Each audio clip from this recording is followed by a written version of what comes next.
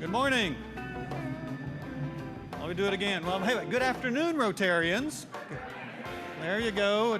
We're officially in the afternoon. We're thrilled you're here. We appreciate you being here on a rainy day, but we have a good time of information and camaraderie ahead of us, so we appreciate you being here. We first want to say thank you to our greeters out front who are serving, John Monroe, Kim Kirkman, Rick Fleetwood, and Jamie Griffin. I'm particularly grateful to Amy Mines, who coordinates this crew every week, so thank you all.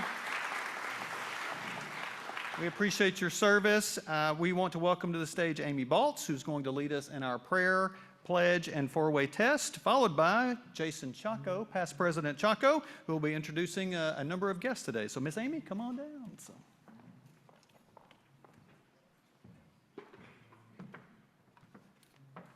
Good afternoon, everyone. Let us start with our four-way pledge. Of the things we think, say, or do, is it the truth? Is it fair to all concerned? Will it build goodwill and better friendships? Will it be beneficial to all concerned? And now let's bow our heads for our prayer. Let us begin this Rotary meeting with hearts full of gratitude.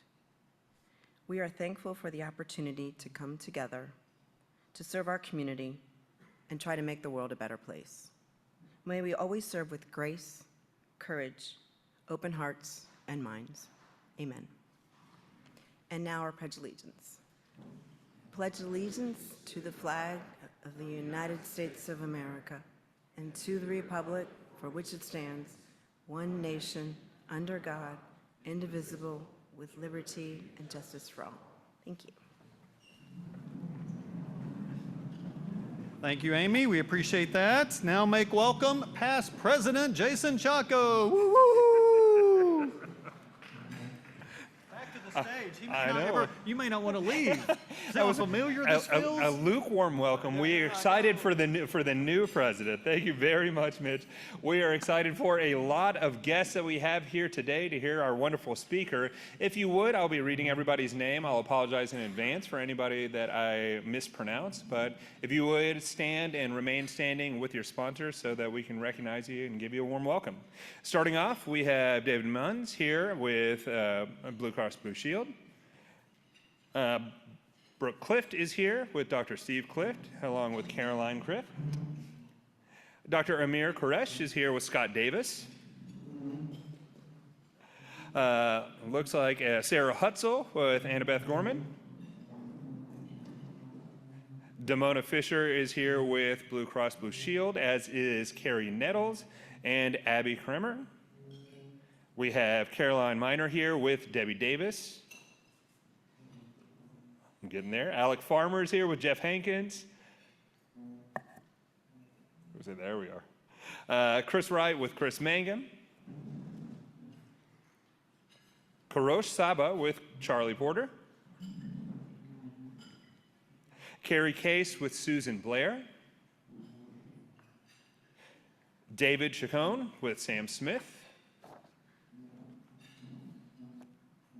And Jency Higgs here with Kathleen Lawson.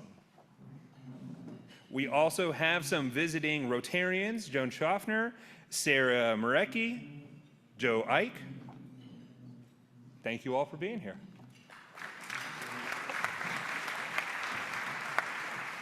All pro, like a pro, well done. We have been blessed to be in a season of growth with Club 99, and today we're adding 2 new members, so we'll invite up Susan Blair, who's going to be introducing 2 new members to the Rotary Club of Little Rock. Miss Susan. Good afternoon, Club 99. Yes, very happy to introduce 2 new members today. We're going to start with Bailey Clark. Bailey is sponsored by one of our membership committee members, Sam Smith. So Bailey is Chief Operating Officer for Flexion Point. Flexion provides outsourced accounting, finance, and HR services. She was Flexion's first full-time employee when they launched 2 years ago. She has over 15 years experience in accounting, finance, operations, and leadership. She's a graduate of Arkansas Tech University, and she holds an MBA from Henderson State University. Bailey was recognized with Arkansas Businesses 20 in their 20s in 2018, and she's a graduate of Leadership Greater Little Rock Class 37. Bailey recently completed a 3-year term as vice chair of the Child Development Center Board of Directors, and she served on the board and treasurer for Family Promise of Pulaski County. Bailey is an avid blood donor. She has donated over 10 gallons of blood in the past 18 years to help with Arkansas's critical blood need. She and her husband, Michael, have 3 children, and one of Bailey's hobbies is photography, and she combines her love of photography and her passion for service through a program that she started called Hearts in Focus, where she offers photography services and sessions to families and individuals experiencing financial hardships. Bailey, we are delighted to welcome you to Club 99.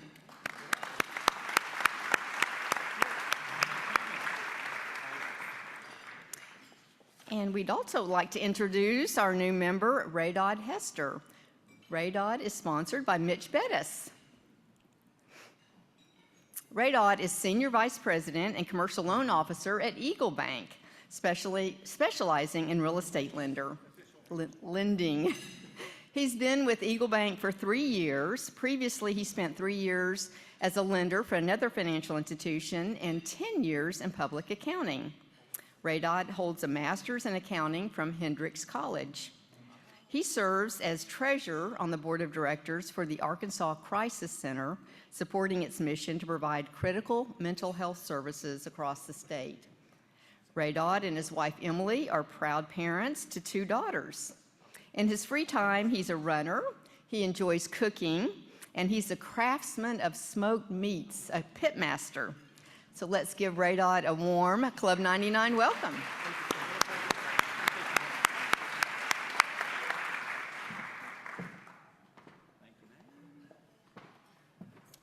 We welcome you both. You're the newest members to Rotary International, and we're excited about all that you can contribute to our path of service here for making a better Arkansas. We have a few announcements before we move on into the program. First of all, a huge thank you to the team that served on the drug take-back effort over the weekend at the mall. Courtney Little shepherds that project for us. We appreciate that. And there was a group that came out to, here's some of those fine folks. Oh, look, a selfie. Thank you, Julie. And who were there helping us collect all those medicines that pile up in our medicine cabinet. We don't want to flush those down the toilet. There's an appropriate way to get rid of that. So we appreciate the team that served in that capacity. Also, we've had a lot of new members since July 1st, about 42, 43, I believe, at this point. And so we have a new member orientation coming up on Wednesday. For those of you who've not done that orientation already, it's a way to get introduced to the club, find out a little more about what we're about, learn how to get plugged in, answer all the questions you may have regarding the Rotary universe. There was an email sent to you as a new member a few days ago, probably. It's in your inbox. Be sure to respond to that if you can join us on Wednesday. Also, the board for the Rotary Club of Little Rock will be meeting right after this meeting.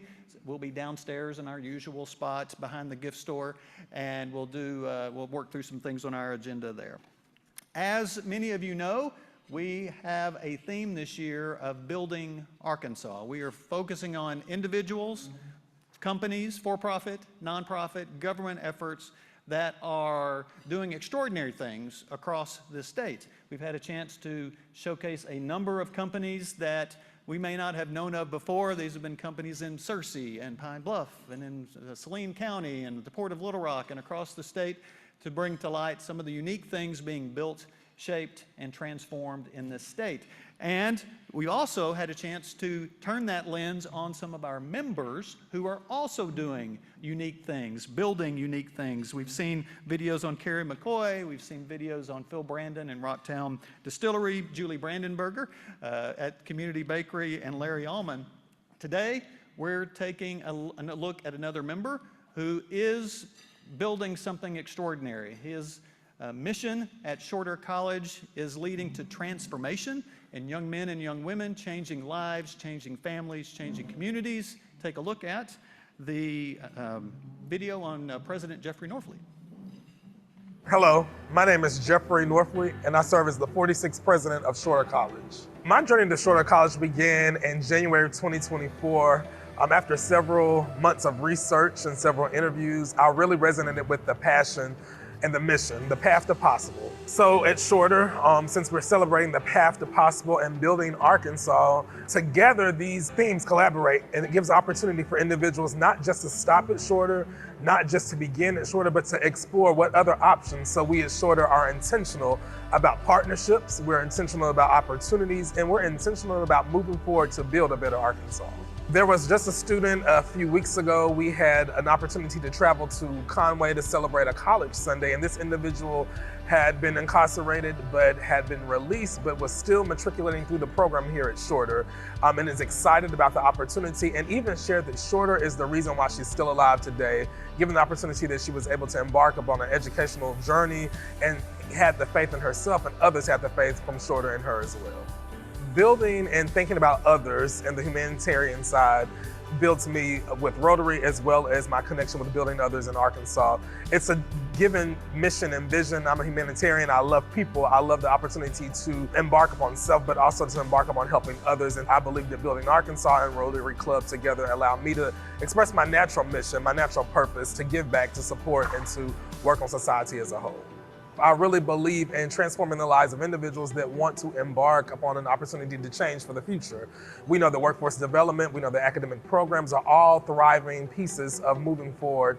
And I believe that putting myself after those things and embarking upon the opportunity to give students an opportunity of all ages, of all walks of life is very important. Someone gave me that opportunity and chance, and I really believe in turning back and giving that same opportunity and chance to other individuals. Community partnerships at Shorter are definitely important. We're always looking to find a way to be inclusive of all opportunities, and if there's a partnership available for Shorter, we would love to embark upon those opportunities together.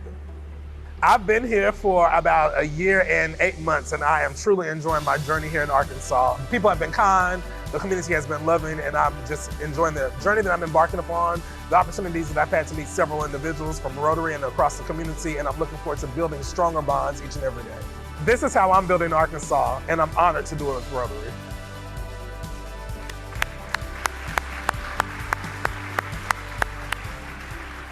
Tremendous mission at Shorter, and a tremendous work being led there and by one of our Rotary members. I hope you get to meet him and spend more time with him.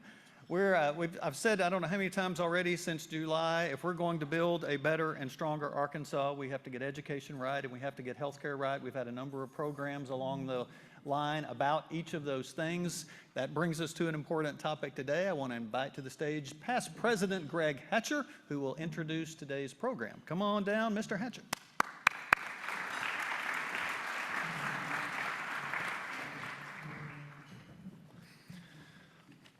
I thought it might help give some perspective to our speaker's job. You know, we all run our companies and we're trying to be successful, but what would it be like if the company you ran was the number one expense in GNP across the country? Healthcare is our number one expense. What if the company you ran had 67% market share in your state? Blue Cross has 67% of all of us insured. You know, your most important asset is it your car, your home, or is it your health? So they also provide the most important asset we all have. Just try losing your health for a week and you'll figure out what's most important real quick.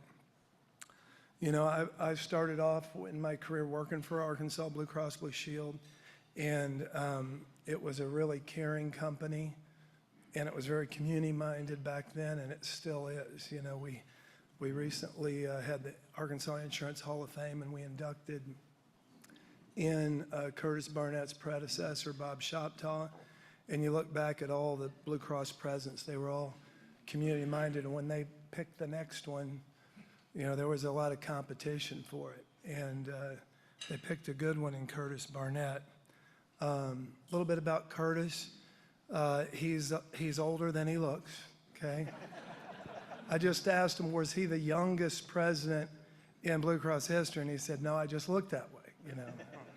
but he's always been a bear, okay? He was a Sylvan Hills bear, and then he became a UCA bear, where he graduated and was their distinguished alumnus. You know, he's a very good leader, works well with lots of different people. I've worked with him. Sometimes I come to him and I'm not the easiest to work with, but he handles it. I'm always asking for something. I have my hand out. But one of the things that he's really big on right now is really trying to promote mental health and health equity, you know, across our country. That's a bigger issue. He's spoken nationally there.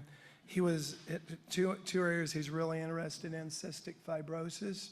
He's put a lot of support there, and he's been their Breath of Life Gala honoree.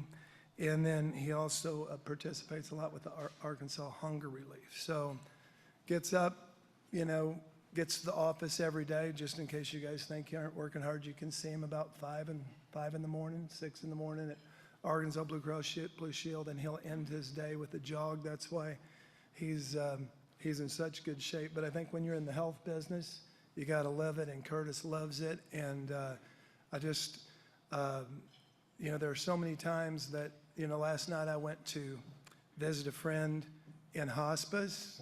I went to visit a friend at Arkansas Surgical Hospital, and I went to visit our past president, Ron Boeski, who's in Baptist right now, so you might say a prayer for him.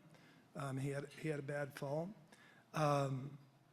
But, you know, there are times when I enjoy being in healthcare, and sometimes I'm a dreaded insurance agent, and then there's times when I realize, hey, this stuff really, really matters. Last night was one of those, and Curtis is heading it up for 67% of you out there have a Blue Cross Blue Shield card in your pocket. So welcome, Curtis, come on up.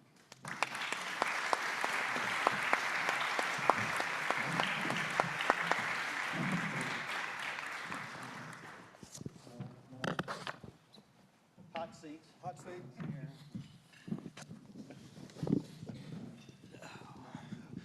Good afternoon, everyone.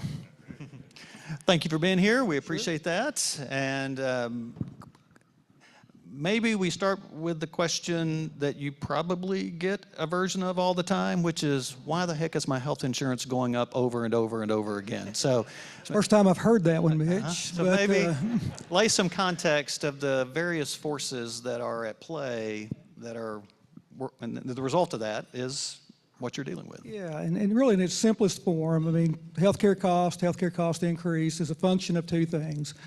One is the cost of the service that's provided, so whether it's an office visit, an inpatient hospital stay, whatever it may be, times the utilization of that service. So how many times was it used? How many times was it employed during a period of time?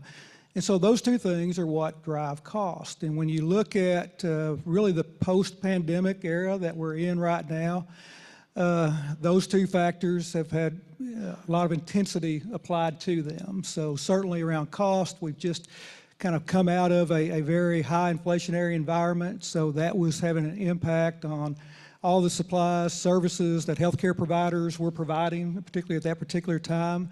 Put a lot of pressure on them, the workforce challenges that they were facing, the cost pressures there as well. And then you look at utilization. So we've seen, especially over the last 18 to 24 months, tremendous growth in the use of services, delivery of services. A lot of that was probably due to deferred care that occurred during the pandemic. So people waited for a period of time, then they came back into the system, and unfortunately their condition was probably a lot worse and a lot more expensive as a result of that as well. So really, as the simplest form, it's those two things. So every time it gets difficult to hire nurses in the hospital system and wages go up, we're obviously going to see a trickle impact of those kind of things. That is correct. Yeah. So then you've said before, we're at this sort of unique juncture and sort of an inflection point here, a great moment of promise and a great moment of peril, I believe was the direct quote. So can you sort of elaborate on what that means and the nexus of promise and peril given where we are in this space? Yeah, and normally I'm a glass half full guy, so that particular day maybe not, but I was leaning more toward the peril, and I want to explain that in a second of why I was feeling that way in particular. When you look at healthcare, you look at healthcare financing in particular, and I'm going to spend a lot of time talking about cost today because I think that's part of what I'm here for to do. But when you think about the factors that are maybe why I felt like we were in a time of peril, one is 28% of Americans report that they are either not receiving care or they're not seeking care or they're delaying care for some reason because of cost. They're not getting the care that they need. For a lot of those people, of that 28%, a lot of them are not seeking care because they don't want to incur the expense knowing that they have children who need care. And they want that child to have care. And we all know that it's just important, or not as important, but close to as important, that they have a healthy parent as well. So for them to have to make that trade-off is something that we all should be concerned about. So 28% report that. I've talked before about Arkansas Blue Cross. We had 125 groups last year, 50 and below, who dropped health insurance coverage altogether because they couldn't afford it any longer. As a country, we're at $5 trillion right now being spent on health care. It's about 18%. Greg referenced this as part of our GDP. If you look at the projections in the next 10 years, it'll be $8 trillion. And so it's very much on a trajectory that's headed straight up. When you think about some of the reasons that are accounting for that, some of those we've been talking about for years, and they used to be kind of in our windshield like this, and now they're right here in front of us. And part of it is the aging of America. And so we see more and more people age into senior status every day. And when you look at the number of people, the number of working age people compared to the number of seniors, in 2015, 10 years ago, is 4 to 1. You had 4 working age people to every one senior. 10 years from now, it'll be 2 to 1. And so we know the cost is going to be higher for seniors than it is going to be for others, especially as they continue to live longer. So the other factors, the health status of Americans, especially here in Arkansas, chronic disease, life expectancy, maternal care, infant mortality, all those things are issues that we're dealing with. Mental health conditions are all things that we're dealing with right now. So when you look on that side of it, you can see there's a lot of peril there, and you kind of, where's the hope, where does it come from? But you look on the other side and you look for promise, and there is promise there as well. Part of it comes from the expectations of all of you are changing. And especially some of our younger generations are driving that as well. And they expect us now going forward to have a similar brand experience in healthcare that they have for other products and services that they buy and purchase. That forces us to think differently. That forces us to engage them differently than we ever have before. Consumer experience is much more important now than it ever has been for health payers like us, as well as healthcare providers as well.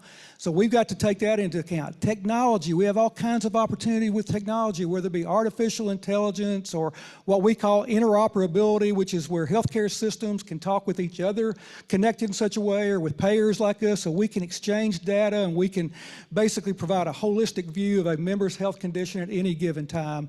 The kind of things that we see occurring in big pharma as well, with cures and treatments that are very exciting.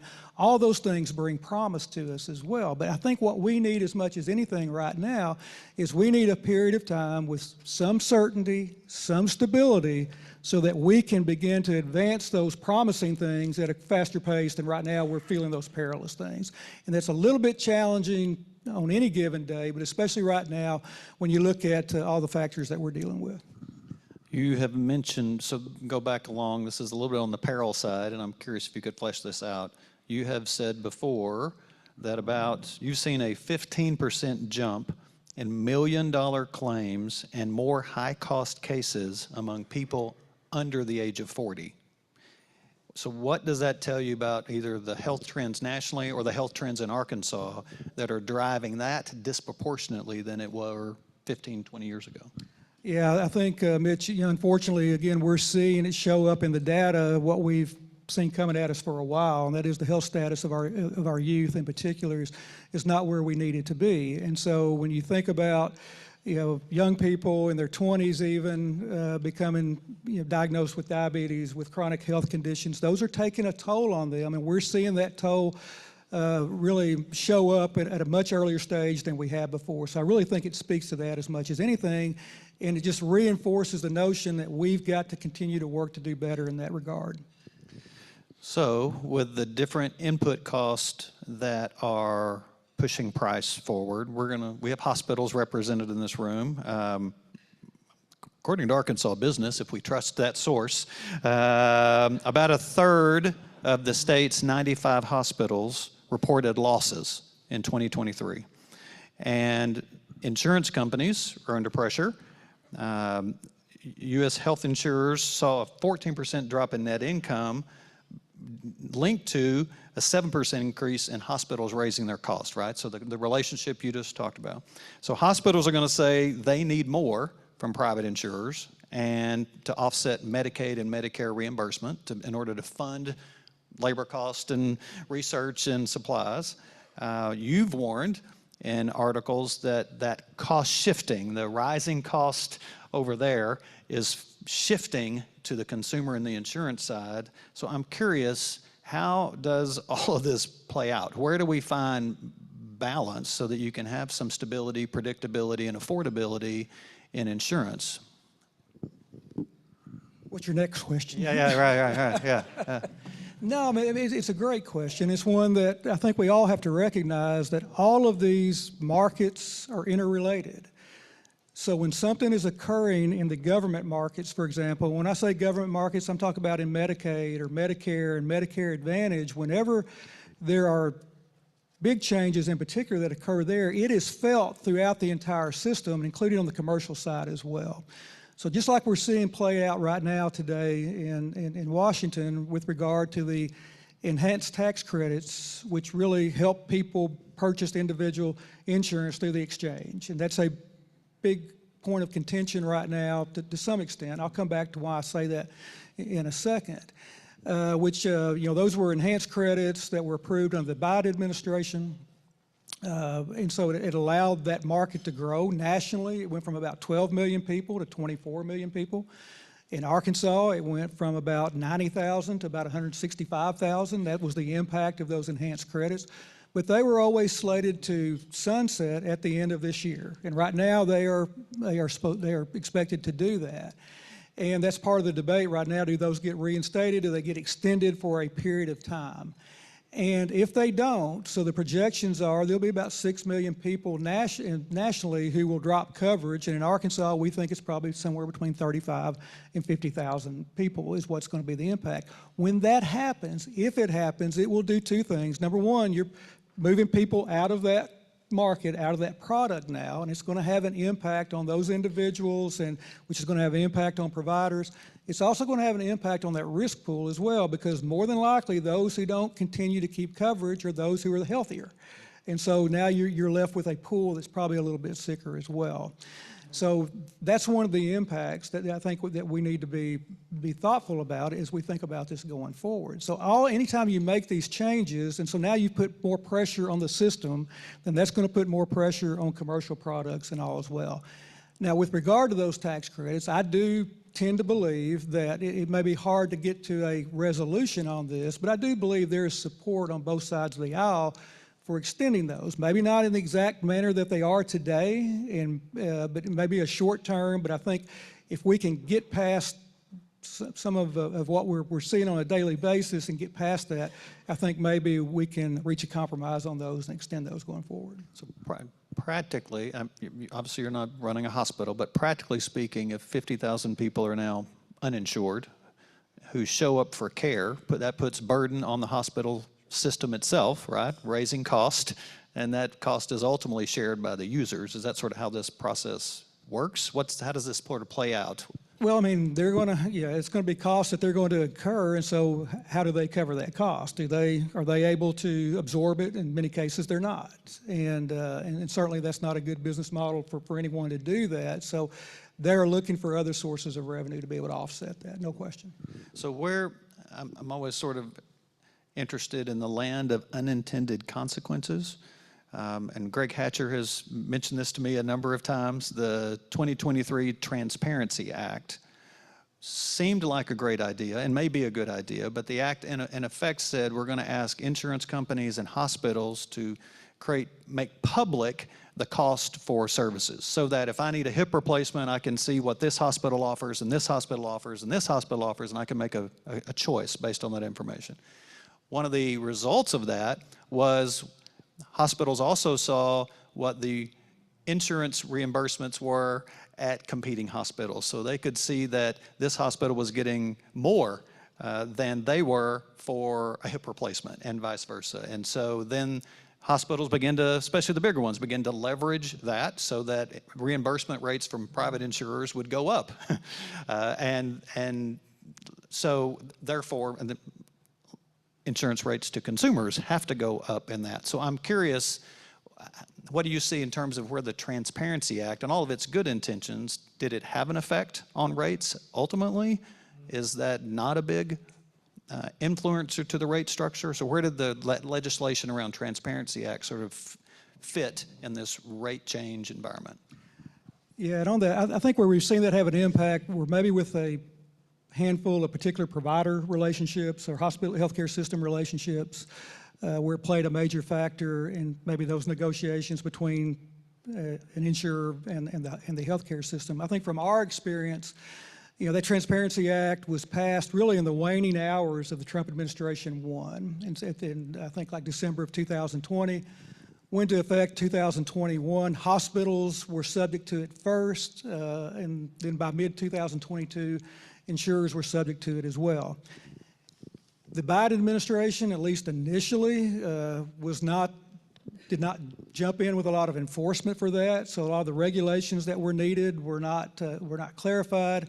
And so when it came into effect, you had a lot of healthcare systems and later insurers who really didn't follow it in many cases. And so until they really became concerned about some enforcement is when they began to put it in place. But the files were always machine readable files. They're hard to understand.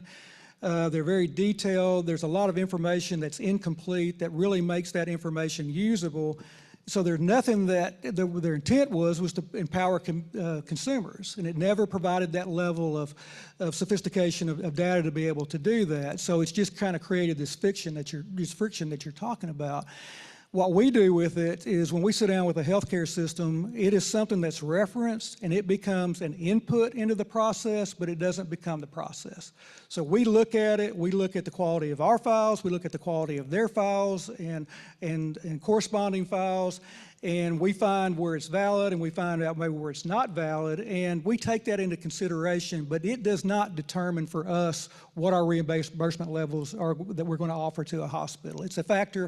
At some point, these files may get better, they may improve, and it becomes the standard in the industry, but it's just not there right now. Where do the rising cost of pharmaceuticals fit into this complicated relationship? At the very top. The very top. That's the number one issue that I hear about. I see a lot of heads nodding right now. When I'm out and about in the state, when I talk to people, prescription drug costs are the main thing that I hear about. And when I talk to our members of Congress and other leaders, that's the thing that I mention to them first as well. And what I would encourage everybody in this room to do is make sure that you're mentioning that too. We all need to be doing that. I suspect that Big Pharma is talking more to political leaders in our country than we are. And so that's having a bigger impact. And we've all got to embrace that and take that charge and make sure that people understand, especially the people that we love and we care for, they understand exactly what kind of impact that's having on them. So that's one that we've just got to continue to reinforce the importance of that, and how in the U.S. we can't fund prescription drug research for the rest of the world the way that we are today. And so the other things I read include, well, certain drugs also are driving the cost structure, the rise of the Ozempics and that group, and other mental health drugs that are expensive and or cancer treatment programs. Is that also true? Has that been hard to balance, the rise of something like an Ozempic and the cost structure of that?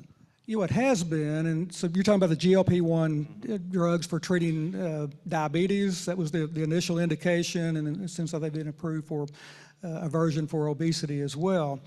And there's no question, I don't think anybody understood the impact that that would have, again, on utilization and cost of healthcare services. And certainly there can be benefits to those medications, but there are a lot of challenges with those. And what we've said, we cover those for type 2 diabetes diagnosis only, but what we saw was about a 30% increase in the incidence of type 2 diabetes diagnosis after that. So more and more people went to the physician. Physicians were diagnosing them with type 2 diabetes, which allowed them to get those medications. So it had a cost impact, even though we technically didn't cover it for maybe the reason that it was being used for.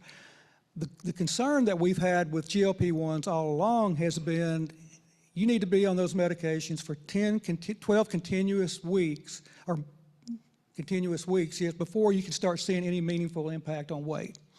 And what we see is generally after about the first month, you'll see about 30% of people who will drop off of that. Another 28 to 30% will drop off of it before they finish the 12-week treatment regimen as well. So what we're seeing is, unfortunately, a lot of waste of the high-cost medication, and it's not having the impact. And I think what we have to keep in mind is that to really be successful in managing weight, it takes a lot of things. It takes a fitness program. It takes regular contact with your physician who can help you stay compliant with being able to do that. In many cases, it takes behavioral health treatments as well, because people will eat for other reasons than being hungry. And so we have to recognize that it is a very complex situation, and a shot is not going to be the sole fix for that. Okay, so hospitals are facing rising costs, labor, supplies, et cetera. The federal and state funding sources have unpredictability. We have pharmaceutical costs that are challenging, and you have mentioned there's the obvious affordability crisis in healthcare. So I'm curious, what would you suggest are practical reforms that could begin to bend the cost of this entire system that affects ultimately what we pay for our health insurance rates? I mean, I think a few things I would just encourage everyone here to think about, and part of it, first thing, goes back to a comment I made a little bit earlier. So, and that is, all of us are going to have to get more involved in healthcare policy. This past legislative session, there were over 100 bills that were filed related to healthcare. And the Arkansas State Chamber, the Greater Little Rock Chamber, they do a great job of tracking those bills, analyzing those bills, rating those bills, and can help all of us as business leaders understand the impact of those bills. And we need to make sure we know what those are, what the possible implications of those are, and that we engage appropriately as a result of those. So to me, that would be the first thing I would suggest to all of us, be sure that we're doing. I think a second thing is manage your health plan. If you have responsibility for managing your business and any type of leadership role over your health plan, manage it like you do the rest of your business.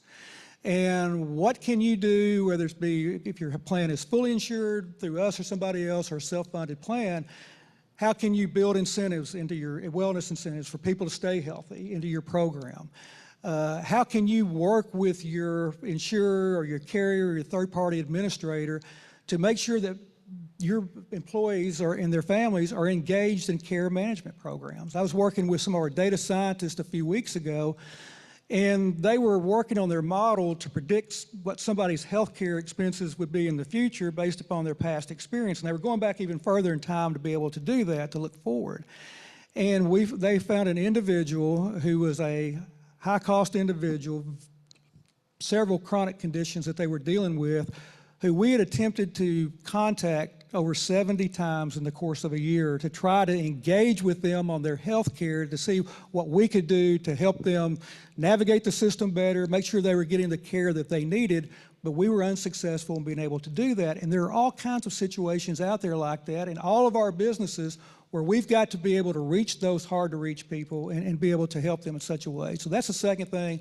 A third thing I think that we're going to continue to see is that the tools are going to get better. And I think artificial intelligence will help us at some point to be able to do that so that we can predict who are the people most at risk of having a very challenging health condition, and then how can we basically be able to engage with them sooner rather than later.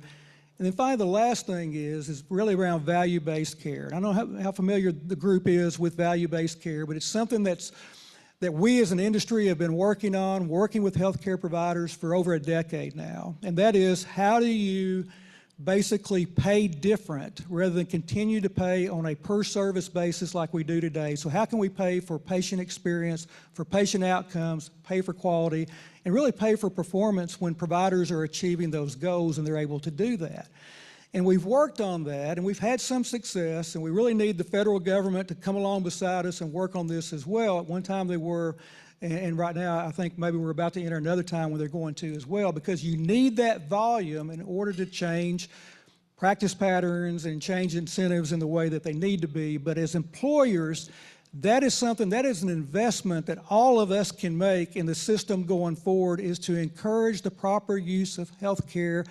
Greg mentioned it earlier in the opening comments. When you're talking about 18 to 20% of healthcare dollars are going to health, it may be the most important dollars that we spend, but we need to spend it wisely, and we need to spend it in such a way that it has the greatest impact. So what are we spending on prevention? What are we spending on primary care? What are we spending on mental health? And then how can we impact those other more severe cases down the road? So you have some new technology, an app, Celeste, I believe it is, that sort of has part of this connotation of health management. What is that, and how can you expand on that particular sort of tool? Yeah, we rolled Celeste out within the last year or so, and on a pilot basis, and we've begun to grow that since then. But what Celeste works to do is to combine all of an employee's the benefits that are available to them. So their health plan coverage, dental coverage, 401k, for example, under one app. So they can access that information really with a single sign-on and see what their benefits are at any time. But another part of Celeste is that it allows the individual, the user, to interface, whether it be through chat, whether it be through text, call, whatever they're most comfortable with, tries to meet them with where they are in the process. The other thing that it does, it provides healthcare navigation. So there's a live person anytime, in addition to somebody who's a strong service rep, but somebody who has medical experience. So, hey, I'm here in the process. I need this kind of care. I'm having these kind of symptoms or needs. Help me understand where I need to go from here. It provides that kind of service. It provides service that can help you book appointments. It can help you find a particular type of provider. It can help with a second opinion in some cases. So it really tries to be a one-stop place to help people manage a variety of healthcare needs to get them started on the right path. So again, we try to use healthcare in the best way possible. A couple more questions for me, and then we're going to let you ask whatever you want. Have at it. Okay, so we've written about this at Arkansas Business as well. The financial landscape in health insurance nationally is difficult. Blue Cross experienced significant financial losses in 2024. Do you remember that story? Yeah. Vaguely. Yeah. All of these competing factors are at play, right, that led us to this point. Blue Cross is historically an incredibly stable company, and there's a long history of profitable function. For context, Blue Cross is historically one of the largest businesses in Arkansas. It's not the number one private company in Arkansas. It's one or two every year in terms of its size and breadth. That's evidence of how tricky and difficult some of the financing is. So A, how's the health of Blue Cross? And B, what, again, has to happen to ensure years like last year don't repeat? Well, the health of Blue Cross is strong, and strong in several different ways, I think, and I'll talk about the financials in a minute, but one thing, and I always appreciated that your article also did reference these things as well, because they are important. When you talk about having a balanced, effective, successful company, our employee engagement, we're among the top 10% employers in the country when you look at employee engagement. When you look at our consumer experience scores that I talked about earlier, perform exceptionally well there. We went through a survey process on the consumer experience, all the Blue Cross Blue Shield plans nationally, as well as the national insurers who operate in this market. And we got, blinded information back, but they gave us our detailed information back. We scored in the top 5 among all plans nationally, and we were tied for number 1 on the factor around trust. And when you can score number one on trust, that gives you a tremendous foundation to do other important things off of that. So those things never wavered, never shook during this period of time. But no question, 2024 was a very challenging year for us. And this year, we're in a much better position. I think this year, right now, could be a slight loss to closer to break even is what we're projecting right now. I can't really say any more than that without my CFO coming down here and doing something to me. But anyway, that's kind of what we're looking at right now. So we're in a better position, but I do think where we were in 2024 in particular, you're seeing the rest of the industry follow along behind that, especially in 2025. You're seeing tough financials for insurers across the board. You're seeing the publicly traded national insurers who have had to restate earnings once and sometimes multiple times in order to meet Wall Street expectations. So it is a very challenging time, but I do think it's important too that we recognize that this business is only getting more complex. When you look at healthcare cost, when you look at what's driving healthcare cost in the future, cell and gene therapies. So you're talking about the ability to go into a person's body and alter their gene makeup in order to cure disease or to bring significant relief to them. When you talk about the injectable medications, when you talk about all of the coding intensity that we're seeing right now that's coming from, in some cases, from providers and others who are using healthcare or AI technology to be able to code claims probably much more accurately than they have before. All those things, it's only going to go up. And I think from our perspective, what we're focused on is continuing to work with others to grow our impact and to be effective going forward. And so those others could include, partnerships with healthcare systems, with startup companies who are bringing innovative services to the market. A couple of years ago, we brought a company called Dispatch Health to the Little Rock market. If you've ever seen their cars, they look like British police cars running around town. They've got kind of bright blue and yellow colors, but they will go to people's homes and provide urgent care services and transition care services for them. And then we may be working with more other Blue Cross Blue Shield plans in other meaningful ways as well, because we have to be able to make the kinds of investments in the future that are needed to continue to provide the service that people demand and, quite frankly, deserve. So the big question then, we're in renewal season for health insurance plans, and employers in the room often pay a large portion of that, but individuals pay portions of this too. What is this trend line for renewal rate increases or decreases, wink, wink, that people could expect for next year? So Greg and I were talking about that earlier, and he made me feel better that he feels like he's seen some the renewals certainly not quite as high as they were a year ago in particular. But right now, our rating factors on the small group, those are employers, 50 employees and below, is about 8%. And then for large groups, it's running about 9% right now, or 9.5%. And then nationally, the rates are about 9% is the average. Now, whenever I've answered that question, doesn't matter what setting I'm in, I've never talked to anybody who's at average or below average. Everybody tends to be above, and I understand that. But I do want people to understand it doesn't matter if it's group coverage, individual coverage, whatever it may be. Whenever we set rates and whenever we go through that process, and we just went through a long process, with the individual marketplace in particular, these are Arkansans working with us who are setting these rates for other Arkansans, for their friends and their family members and their neighbors. We never file a rate that we don't take seriously of what it is and what impact it could have. That's something that we feel every time, every year when we go through this process. It's one that we pay enormous attention to, and it's something that we take incredibly serious, and I hope everybody understands that. All right. Do you have any questions about health care insurance whatsoever? This is your chance. I think we've got a couple folks with a microphone that we want to make sure we can hear you well. But anybody have a question? Or are you going to let Curtis off the hook? Right here, Ashvin.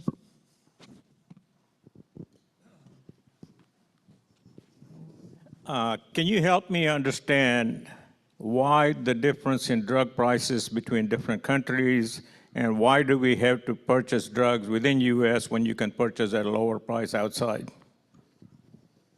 I can share with you what my understanding is. I'm not sure I can help with the restrictions on being able to purchase outside the U.S., but from my understanding, there are tiers of coverage that pharmaceutical companies do promote and allow. So when you look at other highly developed countries, similar to the United States, there may be a tier, or really, I guess the United States really exists in a tier on its own, and then it begins to drop off from there based upon really the wealth status of that particular country. So there's the highest tier, a second, then a middle tier, and then a lower tier for those who are still developing countries. So I think that the belief is that allows these drugs that are high demand, very much needed, to be purchased, throughout the world, and by maybe from countries and individuals who wouldn't be able to do it otherwise. I think where my concern has always been, when you think about the United States and other highly developed countries, those should be the same, or at least much closer together than they are today. But it's been a pricing pattern, and that the pharmaceutical companies have been willing to promote and enable for a number of years. Courtney? Thank you for what y'all are doing in the mental health areas. Are y'all promoting or seeing any positive trends in wellness and like preventative care so that we can get all of these pools to improve a little bit as we're seeing costs go up? We are seeing, and thank you for your comment on mental health. That's one in particular I meant to mention earlier. So when I think about where we are today, we still have so far to go in mental health and substance use disorders, but we have come so far, and I don't think we should ever lose sight of that as well. We've got twice as many providers who are operating in our state today than we did before the pandemic, who are trying to meet the need that we have out there right now. And we're continuing to work with them to make sure that we do it in the best way possible. The utilization of mental health services is 50% higher than it was prior to the pandemic as well. We're seeing some positives with regard to stigma, where especially when you get to the younger generations, where the stigma is not quite as strong as it was before. So things are moving in a better direction there. I think what has been interesting to us is that once individuals have gotten into the healthcare system through mental health as a way to do that, you're seeing all these other healthcare needs that I was talking about earlier begin to be noted and treated as well. And so while we've not seen them when they come in, we're not seeing their costs go like this, but we are seeing that. We're hopeful that will occur over time as they become to get more healthy in general. And so that's been a big focus. So we stay focused on mental health. We continue to stay focused on primary care as well, and especially what can we do to promote primary care in our state. Kelly? Nope, I think we got one over here, and then we'll get All right. Thanks. I'll follow up on all of that. I think Blue Cross is doing a lot to encourage people to get preventive care. I know I get emails regularly saying, do we need to have somebody come to your house and check your blood pressure? Do you need to, do you have prediabetes? Do you have other things that you need to get monitored? But what do we need to do at the state level? What does our state need to do to make sure that people have insurance so they can get that preventive care? And then access is another thing that I think that we have to think about as a state, because we have so many rural areas that people may not have access to a quality primary care doctor. Yeah, those are great questions. And, rural healthcare in particular is very challenging, for all of us. That's part of the work that we've been doing for about a decade now, really around primary care, and especially in rural areas. And so what can we do to make it where there is a care model and a financial model that allows them to continue to provide services, to continue to practice effectively. For all the things that Arkansas is challenged with in healthcare, when you look at the percentage of primary care who are still independent and not part of a healthcare system, I think we're second or third in the nation in that area. So we're able to attract people into primary care and keep them there, in many cases through a business model that promotes team-based care and providing them not just a fee for service, but care management fees to keep their employee population healthy. So we've been doing that for a number of years, working with partners, working with clinics to be able to do that as well. I think we're at an interesting point in a country right now with regard to rural healthcare transformation. So as part of the big, beautiful bill that was passed back in the summer, there was several $1 billion that were set aside for states to invest in rural healthcare transformation. And there's a process that the state is going through right now where they're reviewing applications for those. They'll be making some decisions, I think sometime this year, on which of those get funded. But it is an opportunity for us to rethink rural health care and what is most important there. And I think to your point, preventive care is got to be central to that, and I think it will be as we look to the future. So a comment and a question. Excuse me. My comment is that I'm in the group health business, and we have a client who loves Blue Cross. I just got their renewal. It's 0.28% decrease. So it does happen. Yeah. So there's that. Second, I read that the United States is one of only 2 countries in the world that allows direct-to-consumer advertising for drugs. And if you look at some of the ones that I see, first off, who comes up with the names for them? But Skyrizi, Pluvicto is $250,000 a year. Skyrizi is about $120,000 a year. I don't think people realize the cost of those things. How much, you mentioned the research costs, how much do you think the direct-to-consumer approach and them going to their doctor asking for a particular drug they saw on TV is causing some of the huge increases in those costs? Yeah, Kelly, and it's a great question as well, because it is no doubt that it's adding to that. And we hear that from physicians, all the time. They experience it firsthand. We have a slide, and not to make light of this at all, because none of it's funny, but when we look at cost, we have what we call the jingle slide. And so when we put it up on pharmacy cost in particular, you can see the first 5, 6, 7, 8 drugs that are on that list. Everybody can hum the jingle to the names of those drugs, unfortunately.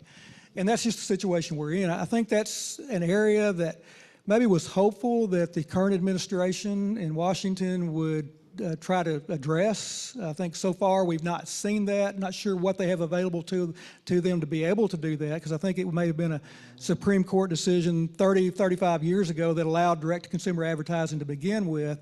But I did feel like we might see some relief there, and there's no question we need that, because it's not only is it driving increase in demand, it's driving increase in demand for off-label uses, because maybe people won't quite understand what it's intended for, and so they end up pushing their physicians, pretty hard to get them to write a script that may be close to what's needed for that, but may not be exactly there. We have time for one more. Doctor, would you like to? All right. Thanks for coming along and answering questions. So a comment and a suggestion, right? I'm in a chronic care back pain issue. So we were talking about this preventive medicine, right?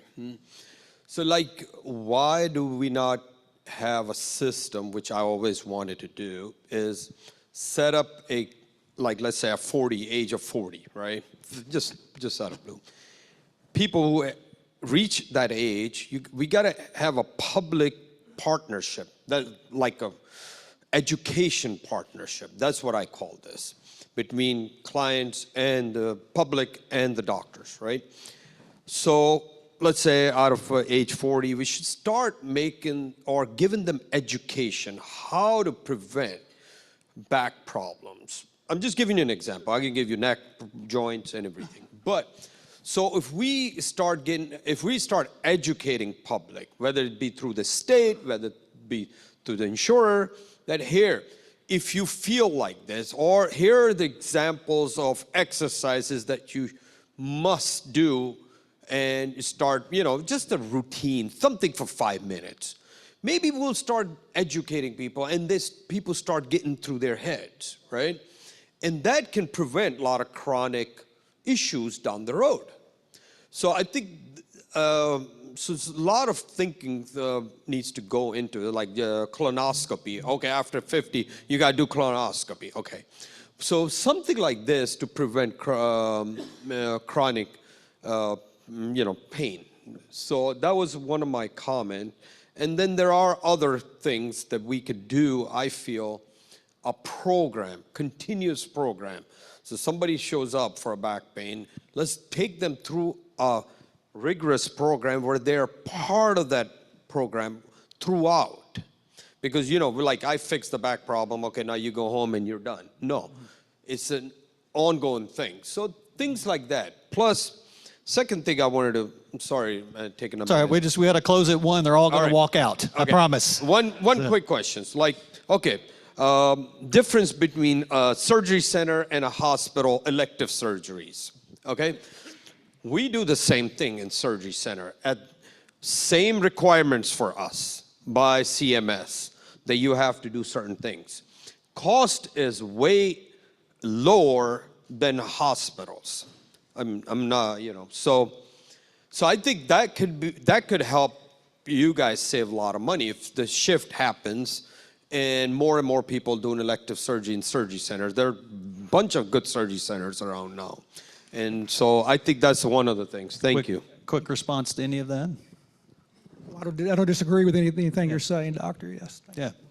Well, we appreciate you being here, first of all, and helping us better understand the state of where health insurance is in this journey. Also, this organization has a partnership with the state and the juvenile justice centers, helping provide books to the young men and women who are incarcerated. And the state has asked us to help them flesh out their libraries. So as a gift in honor of you here, we'll be providing a collection of books in your name and the name of Blue Cross to these young men and women who are in their process of rehabilitation. As they're building a better life, we want them to know that you and Blue Cross are on their side as well. So we appreciate you being there. And if I were at the podium, I would ding, but I don't have a ding. We look forward to seeing you all next week. So.